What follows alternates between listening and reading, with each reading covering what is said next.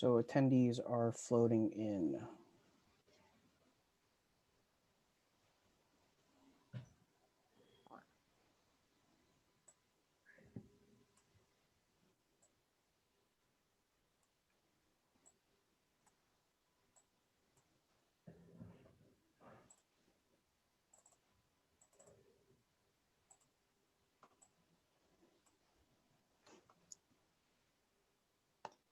So it's 12 o'clock, so we're going to get started.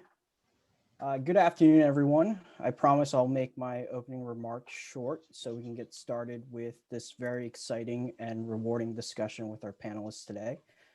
Thank you for taking the time to join us this afternoon. This webinar is being presented by the National Association of Asian American Professionals, as we like to call ourselves NAP. This year has been a challenge without live in-person events, but I'm happy to share that we've been able to put together a virtual program almost every month for our members and our guests throughout the entire year. This virtual webinar will be the last one scheduled for 2020, and we hope you'll join us for future programs, either virtually, but hopefully in person in 2021. For all those that do not know me, my name is Tommy Choi. I am the Chief Operating Officer here at NAP Philadelphia.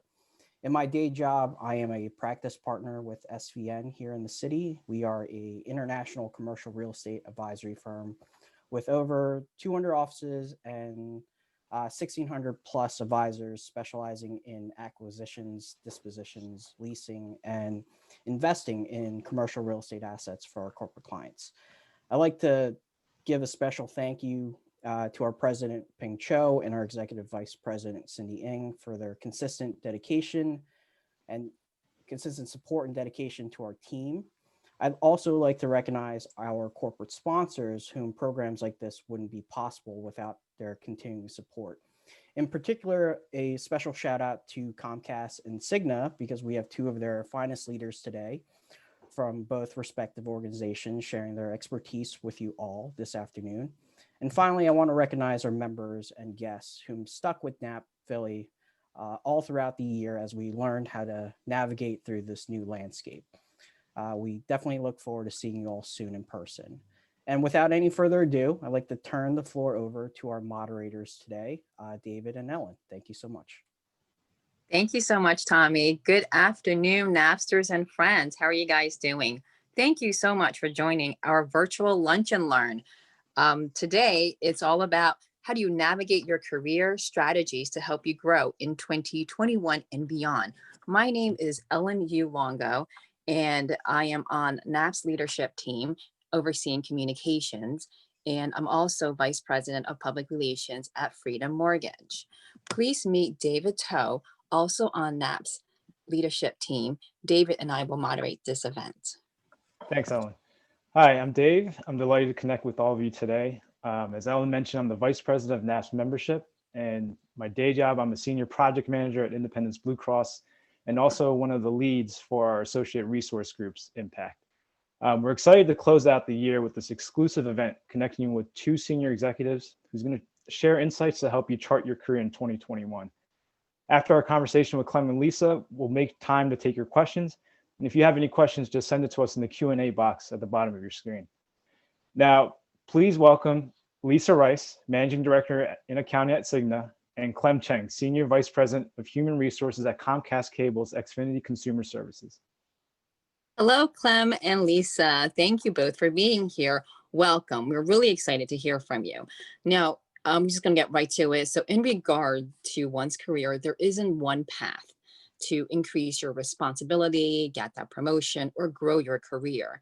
Everyone's path is unique. And I know we will learn a lot during this hour when you both share how you have each navigated your careers. A little background on Lisa is that she has worked towards her current position by taking on new challenges in other departments throughout her career within Cigna, and has been at the company for over 35 years.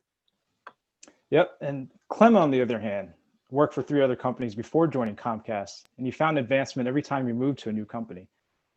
Both actually changed careers. Clem started in operations before moving and ruling human resources. And Lisa started in IT and then moved on to the business side. So both of you, Clem and Lisa, have made functional moves over the years. Question for both of you. Clem, I'll start with you. How did you make the pivot? And was there a particular catalyst that prompted the change? Well, first of all, thank you very much, Dave and Ellen, and I appreciate that intro. So, I think there's been a combination of factors that have led, for me to move into different kinds of roles in companies. As you mentioned, I was in operations in the early part of my career, bounced over to HR, went back to operations, and have been in HR for, the meat of my career at this point. And it's really been a combination of just a drive to learn something different and new, figuring out roles that could actually leverage what strengths that I had, while also providing some kind of new learning opportunity, but then also being opportunistic, looking at, what the opportunity really is. Is it one that I think I could make an impact? I'd work with good people. I would learn something new, it'd help round out my, my skill sets and so forth, and then and relationships. So, most of the moves that I've made have always been tied to having somebody that I worked with, that was in another part of the organization or maybe even another company. So it's really those factors that have led to, when I've moved around functionally. The point that I would just emphasize is that the moves that I made were kind of logical in that they actually were an extension of really leveraging some core skills that I had while also, moving on. For example, when I moved back to operations at a much higher level, kind of in the middle of my career, I was actually the HR leader for the particular COO that I went to report to. So he really already knew me as the HR leader. So it was not a very big stretch to come over and take a role directly reporting into him, just with a different focus. So thank you.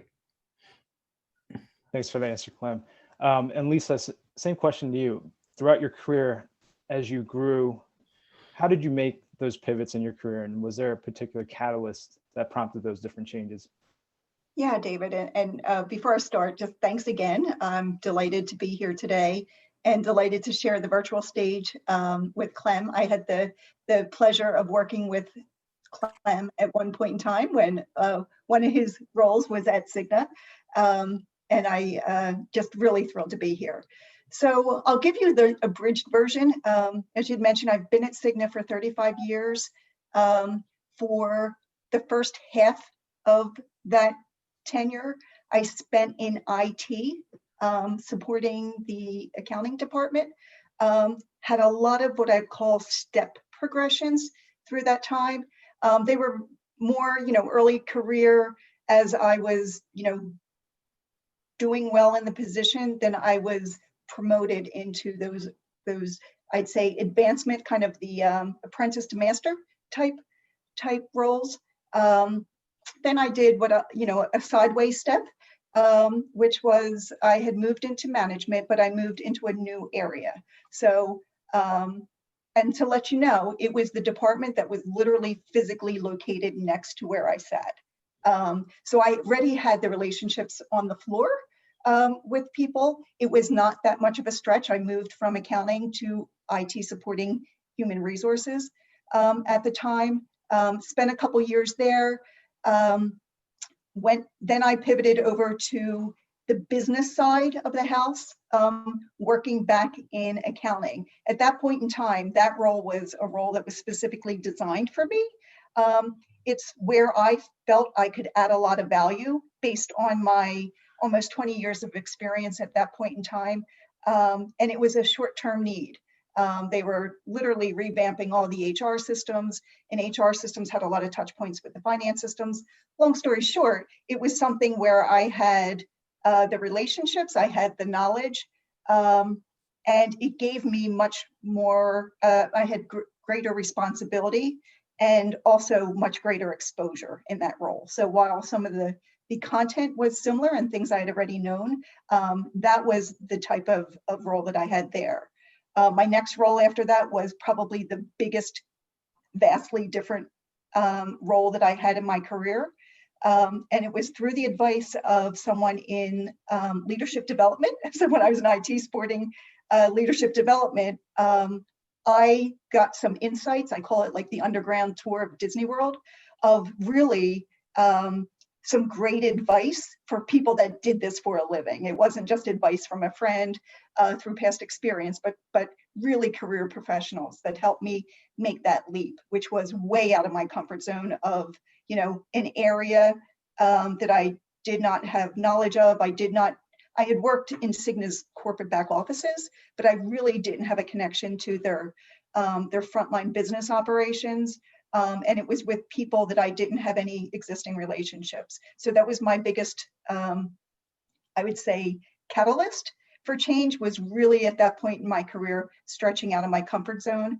And then after that, I pivoted back, moved to another corporate function. So I have the corporate back office functions covered. So I was an IT leader for legal, and then back over to the business side. I'm currently in a role that I really think is just the culmination of my entire career at Cigna. It is, I call it the sweet spot.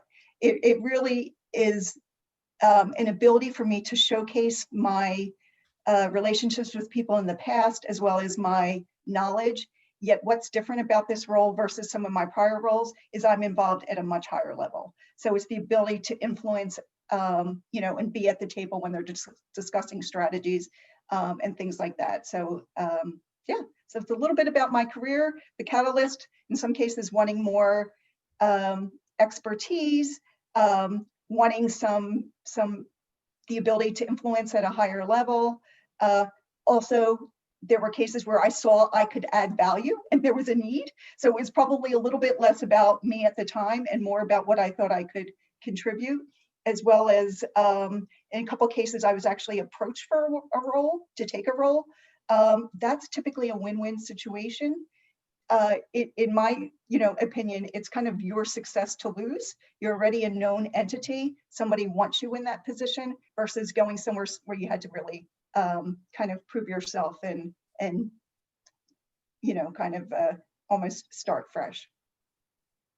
All right, Clem, Lisa, thanks for those answers. I'm hearing similar themes here. Either wanting to learn something new, opportunities to stretch your goals, round out your current skill set.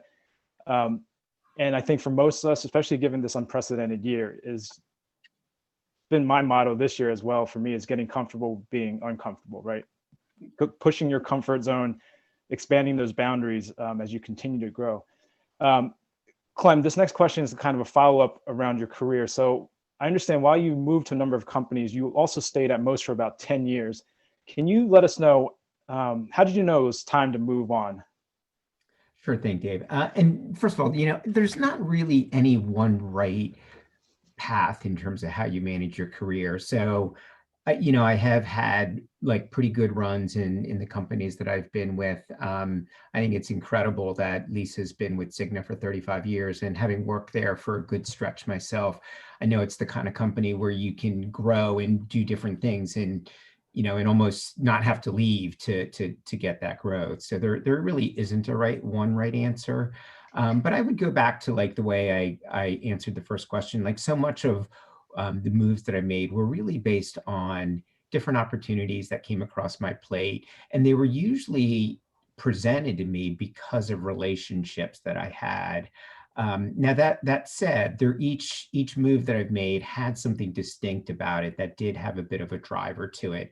The first time when I left Citibank after 10 years, I grew up at that company. I was hired right off campus into a management development program. And, after 10 years, I had actually just gotten a fairly big promotion there. And somebody that I knew reached out to me about making a move to a company with a very, very different culture. And it really, struck me that it was the right time to make a move to really prove to myself that I could be effective in a different kind of environment. And I think that's one of the things that I've learned when I've made a move is being selective on the kind of company, really thinking in advance about how do I need to adjust my style, my approach, my focus to be effective in the kind of company that I'm joining. So I think I've actually gotten pretty good at like, how do you make a transition and how do you assimilate into a new environment and kind of read the culture and whatnot. I have made moves at times because, I just, there was an opportunity that presented a big step up in terms of responsibilities, people management, compensation, those kinds of factors. And then there's also, when I actually went to Cigna, the real appeal for me there was that it was the first time I was moving into a corporate HR job. And I'd always been a line of business HR person, or, worked in a line of business and operations, that sort of thing. So that was the first time I, kind of went to the corporate side of things. There is a bit of a theme around recognizing where your growth is beginning to level off. I mean, hopefully we're all in an environment where, our growth is continuous, and it should be, because it's really driven by us. But you do get to a point in certain organizations where you realize you've taken away a lot, because you've worn a lot of different hats and done a lot of different roles. And so, making a move to another company is just one way to really have a booster shot around, that growth. The biggest theme that I would say is what I mentioned earlier, which is relationships. I have actually been fortunate. I've never actually sought out a new job. I've never applied for a job. Every time that I've made a move, and this actually is both internal in the companies that I've been with, or external. Somebody's asked me to take a look at something. They've asked me to consider an opportunity. Usually those people are like former bosses or former colleagues that have moved on to another company. So I've just realized, over the course of my career, that I always just try to maintain good, strong relationships, and it tends to come back to me in terms of people wanting to bring me along into their organizations. Wow. Thank you, Clem. And Lisa, what kept you at Cigna all these years? I mean, obviously you mentioned that they were, where you were tapped to take on new opportunities, but what about those times when, you were looking for a promotion? We would like to hear from you. And if you did ask for promotion, how did you do it? Yeah, a couple points. When I think about staying at a company, people often look at, well, what makes people leave, right? So I think of two primary things. There's job satisfaction. By that I mean like achievement, recognition, growth, responsibility. And then there's what I'll call external, or the environmental factors, right? So that's, and those can be both internal to your company or your department or your team, as well as external. So along those lines, things like culture, your pay, your personal family situation, your personal financial situation. So during my 35-year tenure, I was able to find that balance, where I was balancing what I needed from a personal point of view, as well as what I needed from a job point of view. And some other things that are very specific to me. I'm an INFJ, for those that are Myers-Briggs familiar. I'm an intuitive introvert, an empath, a highly sensitive person. And that means deep sensory processing. So it also tells you a little bit about how I make decisions. And right, so it is a thing about comfort zone and deep relationships. I'm not one person that's going to, at a cocktail party, work the entire room networking with as many people as possible. I'm probably building fewer, deeper connections with people. So people that understand that type of style are probably not that surprised that once I found something and a culture that I'm thriving in, that I stuck with it, right? So it's also part of the career path for me specifically. And it can be very different for others that have different types of wiring.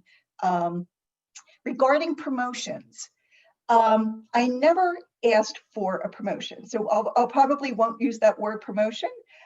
There were times I asked for increased responsibility, or I asked for a special project that would give me the ability to work on something with higher impact or maybe higher visibility. And in time, so it was probably a more indirect way of putting my desires out there for what I needed to stay motivated. And then I would say the promotions come in time, right? Sometimes it was direct entry into a role that had those things. Other times it was, I had to show initiative that these were some things that I could take on, and then was subsequently rewarded with a promotion.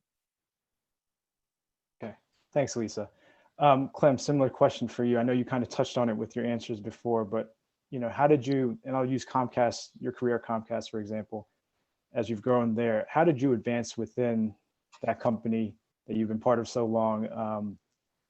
How did you, was it asking for promotions, or was it something similar to Lisa where you kind of grew into those roles or took on those added responsibilities and kind of put yourself in position? As by that point, it would have just been a formality to give you that title or give you that position. Yeah, great question. So it's been a number of those things, Dave. The biggest factor really in advancing that I've personally experienced, as well as how I see it playing out career-wise, as you mentioned, as you all, everyone knows, I'm in HR, so I'm around a lot of talent development and talent management kinds of things. So I obviously consult on that with our leaders. And the single biggest factor is really delivering value, delivering results, making an impact on the business. That's really the foundation, I think, of almost anyone's brand, is actually helping advance the business, helping the business be successful. Without that, like, all the other things don't really matter. But there are layers on top of that. So in addition to having that really solid foundation around, results and value, I think beyond that, one does have to demonstrate capability to do something different. It's that kind of adage around what got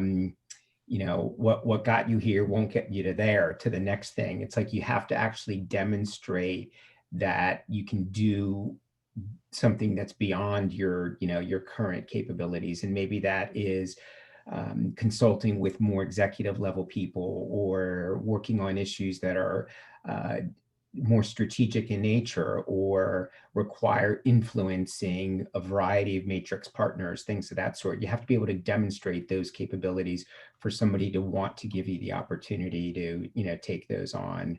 The relationship piece is really important. Again, you're kind of like on stage all the time with your colleagues. So, you're building your brand every minute of the day. And, I think maintaining really close relationships with people helps bring you along. Sometimes your career takes a twist in some different ways. Like, specifically, you asked about Comcast. So I do remember when, one of my bosses, Bill here, asked to set time with me, many years ago now. I knew it was about something, and it was about an opportunity that he wanted me to consider.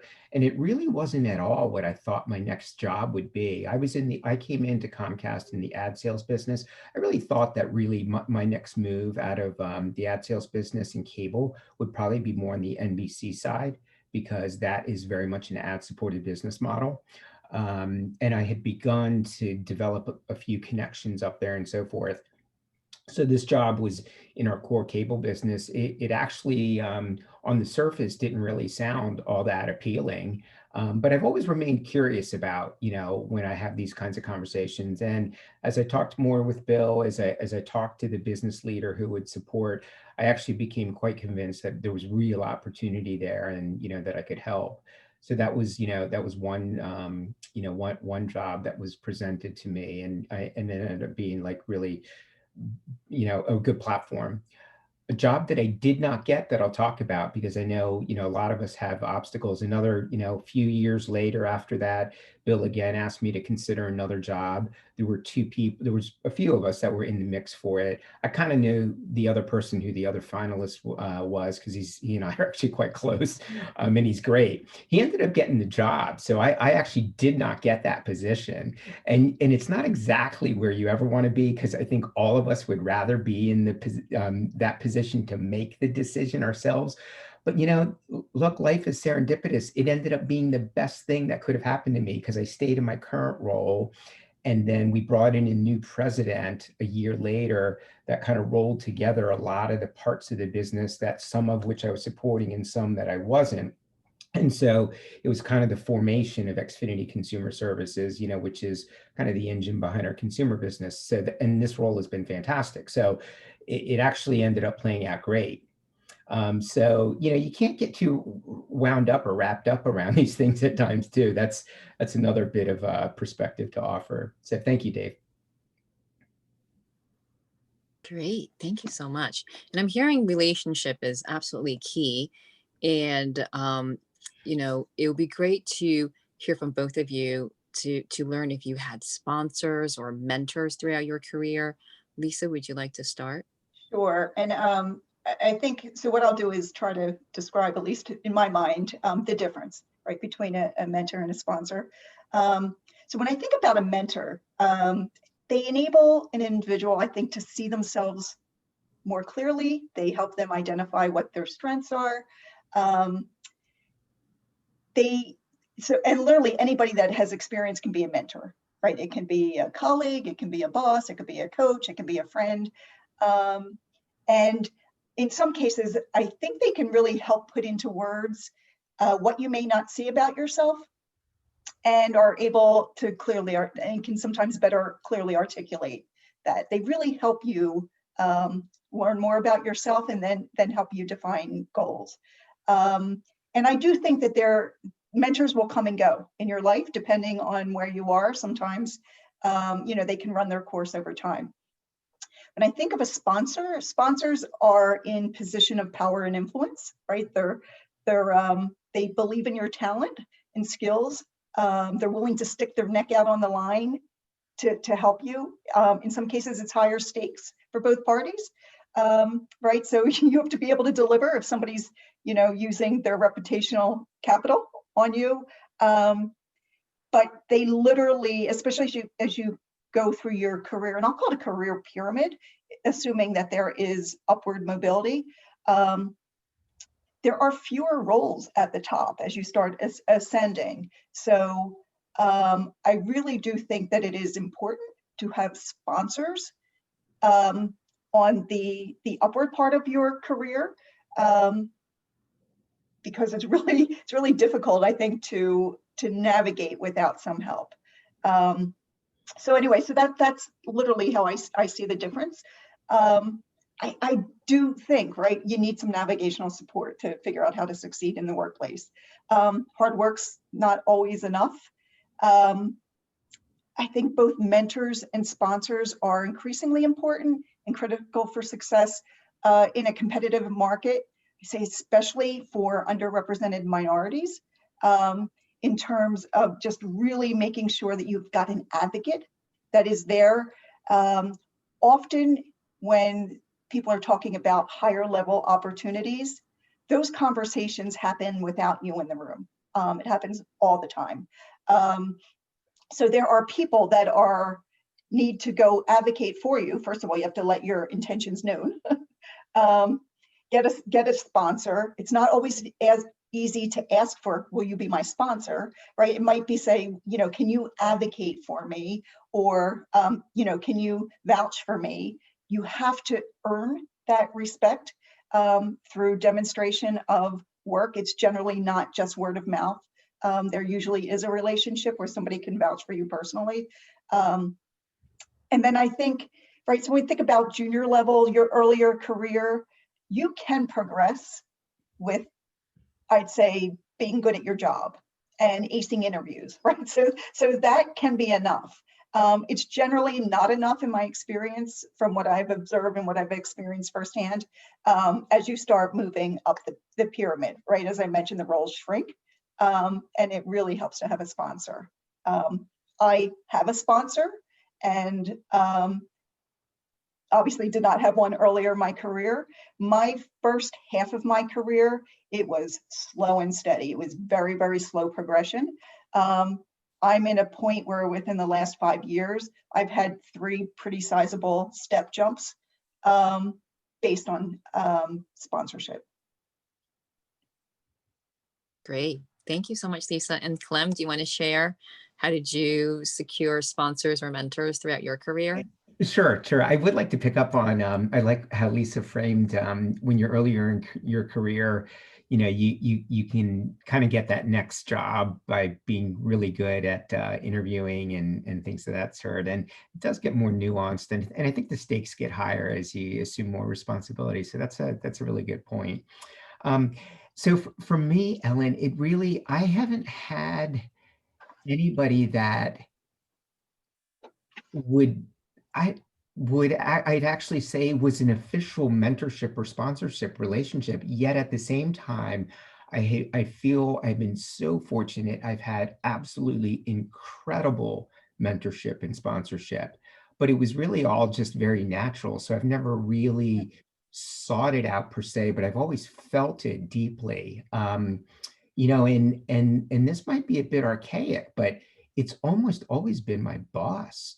Part of that is a bit of dumb luck, I think, but part of it is not luck at all, where when I've interviewed for jobs, like the kinds of roles that I've taken on, the quality of the person that I was going to report to ended up weighing big in my decision. And that's just played huge dividends for me. So like I've had, I can think of like 4 different managers in the course of my career who were big supporters of me when I was inside the company, and we all left. They were very talented themselves and went on to, top jobs, in their companies and so forth, and have always tried to bring me along. There was my first real HR leader at Citibank was one of those who, I just have so much reverence for, where every time he made a move to another company, he always reached out to bring me along. I never ended up taking a job with him because there was another offer that serendipitously was coming along, percolating in the background.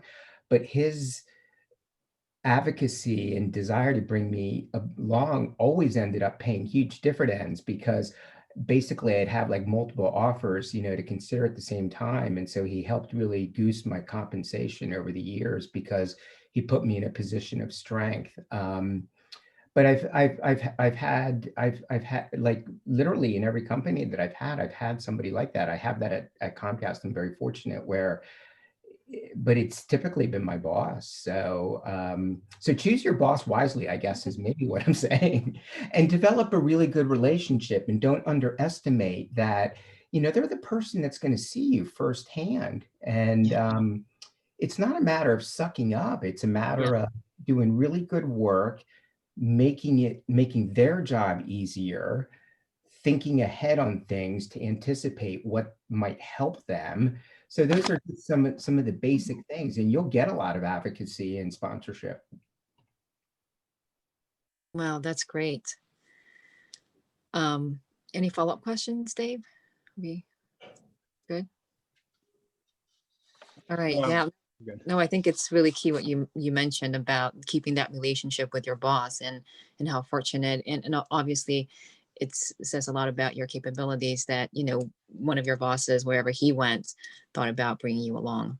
Well, yeah, Ellen, I mean, Lisa, knows some of the people that I know. It's been a long time, but even, I can think of somebody like Skip Spriggs. I mean, every time Skip's made a move, he's like, I'm one of the people that he ends up calling, so I'm very grateful for that. In fact, Skip just called me 2 weeks ago, actually, so it just kind of continues on.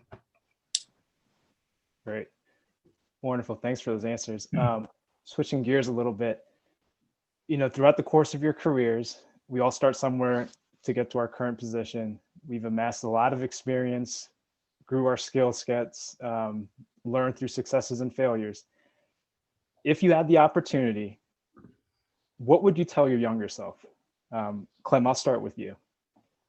David, I have, as you can tell, I feel very fortunate and grateful for everything that's been afforded to me. And some of it has come through a little bit of intentionality around where I've applied my focus, but some of it is, just being a bit lucky, I think. If you pressed me on this and said, what would I do differently? What would I tell my younger self? There's not a lot, but there are a few things. One is I probably would have been more geographically flexible when I was younger. I have moved around a little bit. I've made a couple of reloads, but not a lot. I think what I should have done earlier is worked internationally. You know, it was, for whatever reason, it wasn't like a priority to me. I think as I really advanced in my career, the idea became a little bit more interesting and appealing. And, you know, to myself, my wife, and I have family plays big into this equation. But I do think it would have been, I should have considered an international stint when I was at Citibank earlier on. It's a very global bank. Um, because it would have given me an experience that I think I could have leveraged later, you know, later in my career. When you go too far along in your career and you haven't done a move like that, it gets harder to do it later. You're more expensive to do an expat kind of thing, you know, and whatnot. I think the other learning that I would have is I've definitely adopted this playbook over the last, call it like 15, 20 years of my career, but I wish I had it, you know, a little bit more early on, which is right off the bat when I'm in a new role, make sure you build the right team. That's got to be one of your main focuses right from the beginning. And all of us go into roles, we want to see everybody successful. I have that bias myself too. But sometimes, you know, when you inherit a team that you don't have the right talent around, and no matter how much effort you put into kind of bringing somebody along, it might not be enough for a particular person. And I think being a little bit more clear on making that call up front and faster sometimes is needed in order to really make the kind of progress that you need. So that would be the second thing. The one positive thing that I would say to the younger Clem, keep doing this because it is going to serve you well, which is I've always just been focused on learning and developing myself. I don't wait for my boss or other people to kind of, you know, nudge me to learn a new piece of knowledge. I try to make it easy for people to give me feedback. You know, I try to have a high degree of self-awareness. When somebody gives me feedback, I try not to be defensive. I try to be curious and open. And, you know, it takes a lot for somebody to give you feedback. Most people, that's very uncomfortable. So when somebody has something to share, I like to kind of let it soak in and reflect on it. You know, I've almost got a healthy paranoia is what I would say about continuing to learn and grow. And I think that's more important going forward. You know, the environment, technology, the markets, everything's moving faster. We got to learn new things. You got to be more analytical, got to be more data savvy. You know, you got to be more empathetic in today's world of racial gender equality. So it's all those things, really continuing to learn and grow, to be relevant, to be current, to be impactful. Thanks, Clem. You know, I totally agree with you. Continue to learn and grow. You know, for myself, I also wish I took the time to travel more, like take the chance and work internationally outside the US. And then, Lisa, same question to you. Any similar thoughts or different advice you would give to your younger self? Yeah, so first of all, when I think about this, I'm like, okay, I've probably got a top 50 list, right? So, but it's also part of having a strong inner critic, right? So I really enjoy, for those that work closely with me, I really enjoy mentoring early career folks, especially people that have similar wiring to me. Some of my lessons were it took me a while to learn them. So I'm always happy to impart some of my lessons with other folks. So one of them is focus on one thing at a time. You can have it all, but generally not all at the same time, right? So understand, set some reasonable expectations for yourself, especially when you're talking about, you know, at one point in time, in a 5-year span, I got married, had 2 children, went back to, you know, school, completed my master's degree, had a house built, and worked on probably the biggest work project I had at that point in time in my career. Not recommended, right? So it's one of those things. Boy, did I grow through that? Absolutely. But I think it probably shaved a couple of years off my life, right? You know, in all honesty, that yeah, just be more reasonable with yourself. Another thing, I know Clem had alluded to this earlier, no matter how well you plan, your plan will not be executed as you originally thought.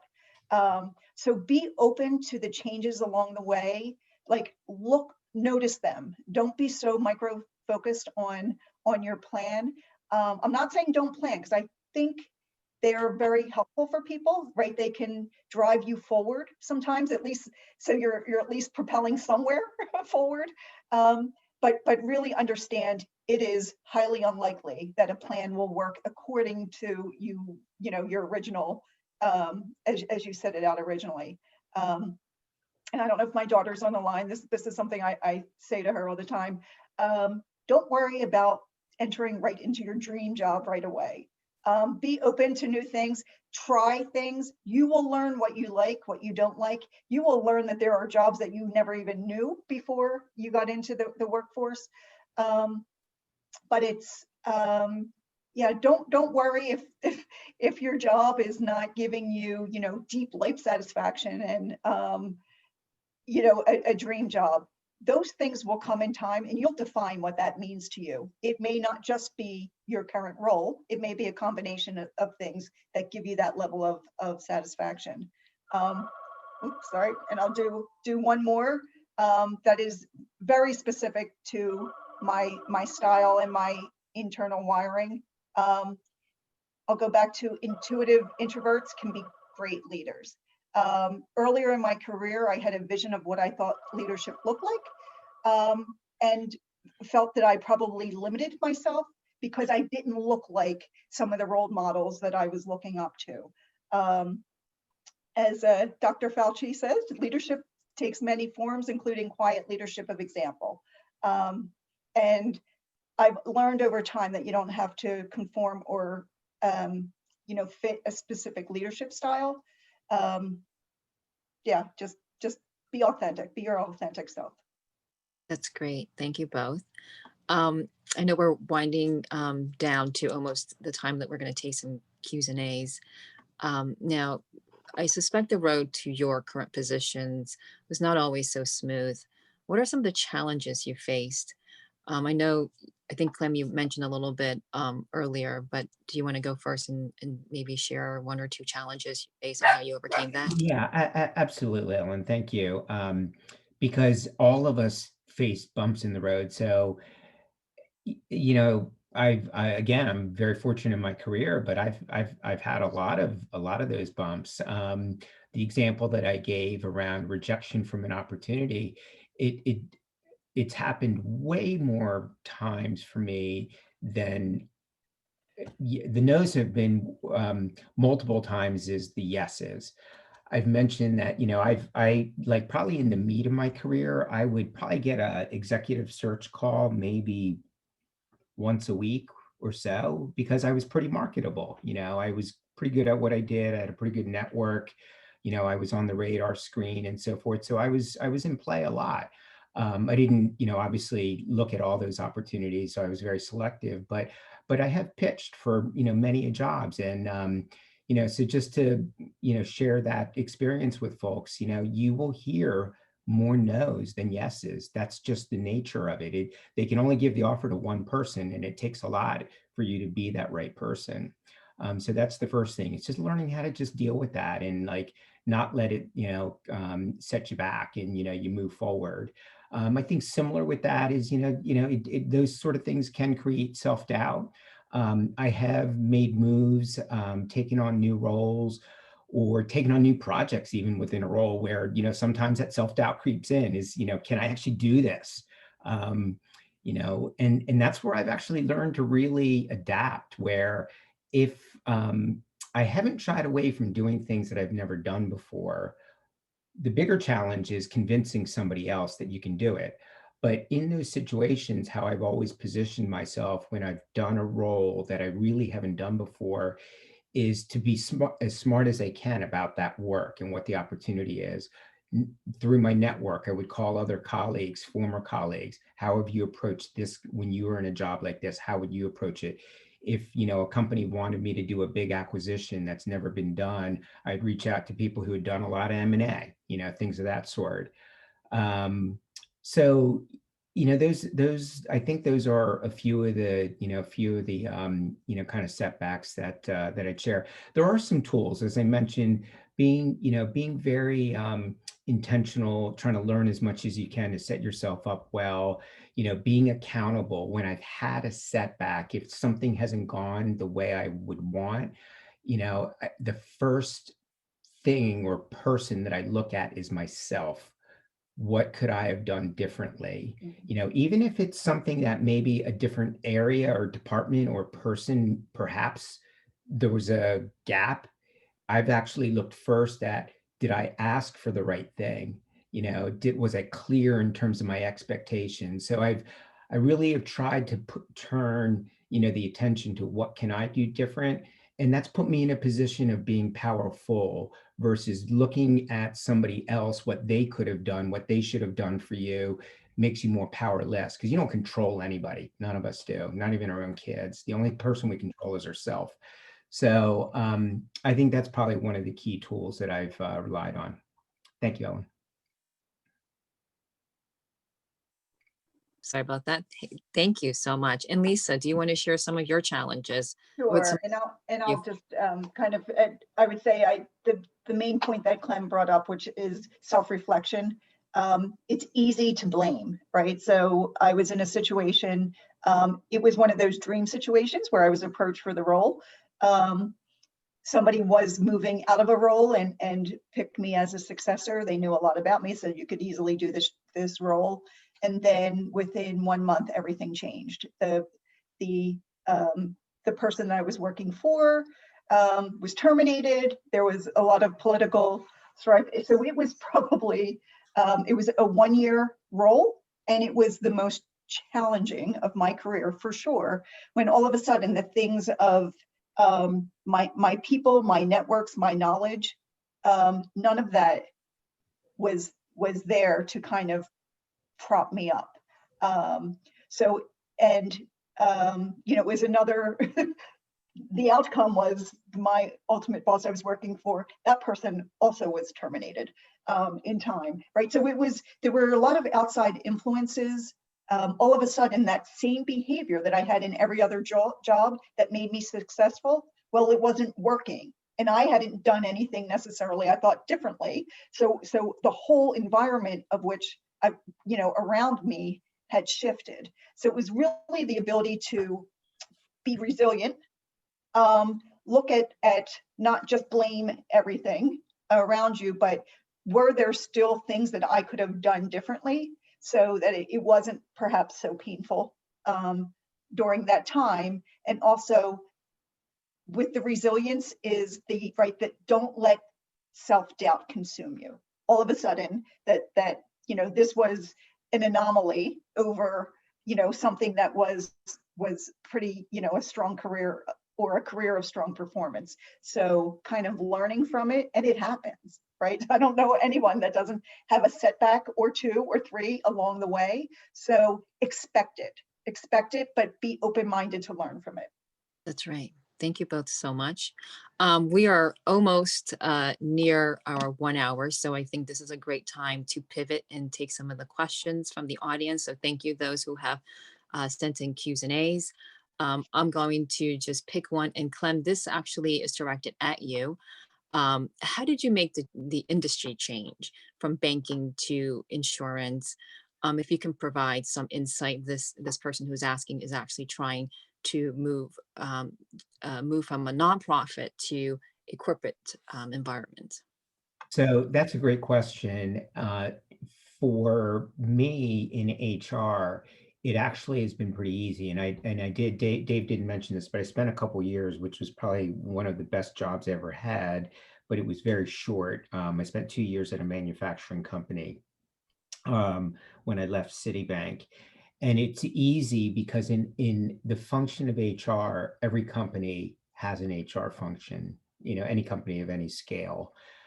So those skills tend to be pretty transferable. You do work in certain environments where maybe they want experience with working with unions and things of that sort. Actually, that tends to happen in manufacturing, but it's a bit easier. So my advice is when you think about changing industries or professions, it comes back to something I said earlier about how do you leverage something around your strengths. So if you're in a nonprofit and you're going to like the for-profit world, depending on the role that you're in the nonprofit, maybe you're doing client development work, maybe you're raising money, or maybe you're managing programs, whatever it is. How do you take some of those skill sets that you've built and those skills and capabilities and apply them in a for-profit world? If you can help make that translation for a recruiter, for a hiring manager clear, then that's what's going to help you make that transition. It's important to always keep in mind, it is not the job of a recruiter or a hiring manager to figure that out. As the candidate, you have to be able to make that bridge easily discernible for whoever you're in front of. Great, thanks for that answer, Clem. Another question from the audience here. I just want to follow up real quick. This person asks, he realizes or has heard that's harder to get promoted in a current position rather than moving laterally or a parallel move, especially in a large, mature company. Can you guys just provide some insight on how true that is, or is that just more of a myth? So Clem, I'll jump in first and you can tag on. So one thing I'd mention is promotions, there's your promotability and there's also a company need for that position, right? There's two aspects of the equation. So if you're doing really well in a company, and especially right as you start getting to those mid-level, beyond the entry-level positions, there has to be an open role, right? So there's a fixed amount of roles that are in an operating budget. So it's not just about your performance and promotability, but there needs to be a vacancy or a need for that role. So it really is twofold.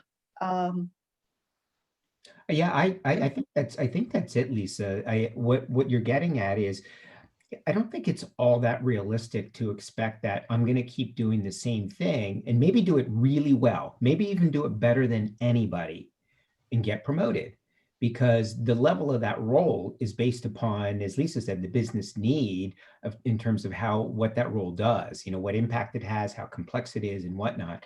So you kind of have to expand your responsibilities. And that gets back to the question around that we had earlier about how do you demonstrate to people that you can actually take on more or different kinds of work. Most big companies do have internal posting systems, which I think Lisa's alluding to. So it's like, look at those, take on a different job, raise your hand, network, those sort of things. So with the folks that are Comcast that I speak to, I would give them the advice exactly that Lisa said, is don't keep doing the same thing. Expect you're going to just get promoted from doing that. It's got to be, a promotion comes through additive responsibilities.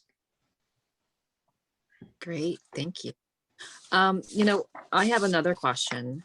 Now, switching to this virtual environment that I think the majority of us are working in right now, what tips do you have to better maintain that relationship with colleagues, especially your boss, Clem, like you mentioned, and even seeking out either sponsors or mentors? Clem, did you want to go first and just provide Sure. some? Yeah. I don't think the virtual environment has changed this calculus that much. What's different, what strikes me as being different, is there just has to be more intentionality behind it. You don't have the running into somebody in the company cafeteria, the elevators, so you do have to actually have time that you put out there to network with somebody. Maybe you run into them in a meeting, in a virtual meeting, and you say, hey, can I follow up with you? So there definitely has to be more intentionality behind it. It's easy in this environment, when somebody is not in your flow, to kind of go off their radar screen. So that is definitely true. So don't let that happen. Back to the thing around seeking out mentors and sponsors, I think what you could tell from what I shared before is I just don't know. I'm just not like, I think that happens more naturally and organically from people that you're working with, where they're in, you know, you have a relationship with them and so forth. Now, that said, over time, I can say, like, fortunately, Comcast is an environment where, you know, leaders take a lot of meetings for people, just, you know, who do want to network. So it's, what I'm saying is not black and white. You know, like the people who are good about getting themselves around and introduced to executives, you can end up using that to bolster your network and your you know, your sponsorship, I think, a bit. Yeah. Thank you. And then Lisa, any tips or insights into how do you grow in this virtual environment? Yeah, so I'd say do your best to stay visible. You know, stay on that radar. In some cases, it could be as simply as turning your camera on, right? We all have days where we do not want to be on camera. So then be selective, right? Not everybody's in a family situation where they can control what's going on behind them. People understand that in this virtual environment, but understand that you do want to be proactive to maintain, right? And in some cases, you may need to develop new. So that's tougher, right? There's new people joining organizations all the time. They have to do it, right? Any new person that's onboarding has to develop these relationships without the convenience of it just happening organically at a water cooler or something like that. So, so it might take a little bit more planning and intention, but I would say stay visible. Great. Quick time check. I know we're at 12:56. Do we have time for one more question? Yep. Okay. I'm good with that. Speed round. So this other question comes from the audience as well. You've talked about continuous feedback. This person wants to know, especially given our virtual environment and not being around people and trying to be staying at home and limit our social interactions, what do you two do to continue learning and to continue to grow in this type of environment? Clem, I can start with you. Sure. Well, this environment, actually, that's a great question, because I've had to learn some new things that that weren't really as much a focus for me. One is, like, you know, this whole area of virtual work, and, you know, what the impact of it is and how to keep people engaged, and just virtual working, you know, writ large, I guess. And so I've had to become a student of it. I've read a lot. I talk with colleagues about how they think it's affecting, you know, engagement and productivity, you know, and burnout and so forth with their, you know, with their populations that they support. So I definitely leverage my colleagues. You know, a lot of consulting firms that I've dealt with over the years, you know, I have relationships, so I can have conversations, and they're not like charging me for it and things of that sort. You know, ultimately, maybe they're hoping to get some business from it. But so I rely on my network to get, you know, to get a little bit more up to speed, get a little smarter.